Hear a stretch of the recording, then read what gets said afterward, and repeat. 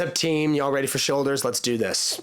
All right, so for this workout, we got 1, 2, 3, 4, 5 exercises. We got a single set, a superset, and then a second superset to tap it all off. Let's start with the squeeze bar. Now, I'm not going to expect that just about anybody out there will have the squeeze bar. But if you do have the squeeze bar, you'll know what I'm talking about when I say this is a very unique and amazing movement pattern to use with it. Military press is so important to keep doing as you age, just as our shoulders deteriorate. You want to keep them strong. The squeeze bar is great because it's not so much an overload of weight, but the movement is very difficult. So by using this and doing military press, I have found a huge benefit for that bar itself. That being said, the bar's from Germany, it's overpriced. If you don't have it, just use a straight bar and do military press that way.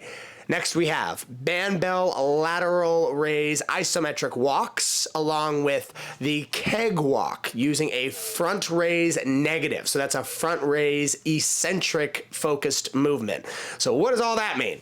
Starting with the band bell, what it means by it's a lateral raise first and foremost. So one hand has nothing, the other hand has the band bell inside of it with two weights attached to the small bands on either side. That's what the band bell is made for. It's an incredible piece of technology. You can get it from bandbell.com.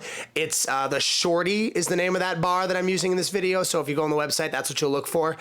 During the walk, I use a 20-yard distance and I keep it at level. Try to keep that parallel without crunching to the opposite side. So you want to keep your spine nice and straight as you walk. Right hand 20 yards, switch hands, left hand 20 yards. That's that exercise. Next, we have the keg front raise negative. Now, this keg is from tribewad.com. You can go to tribewad.com and get it. It's called the King Keg. It's specifically for exercise, so it's a little bit different than a lot of the kegs you may find out there for drinking purposes. This one is specifically made for the movement patterns that you'll see in this type of a video.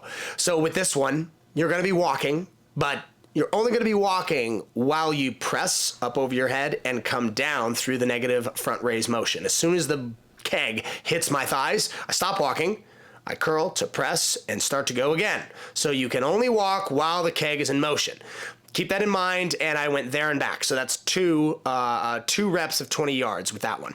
Next, we have the rear delt cable fly and the isolator full shrug. Okay, so starting with the rear delt cable fly, this one you're gonna be able to accomplish just about anywhere. You really don't even need it. You don't really need an attachment on the cable machine. Set the anchor position for the cable right at chest level, so just right in the middle. Cross cable grip, so right grabs left, left grabs right. Start in the center. Just grab those little spheres that are typically on the ends of your cable machine. If you don't have one, then get yourself a single rope. Use that. Step away from the machine and do the rear delt focused fly. It's a reverse fly, but it's for your shoulders, not for your back.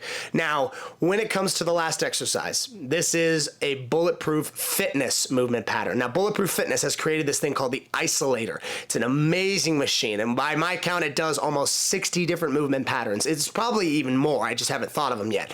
For home gyms, this is really an amazing machine.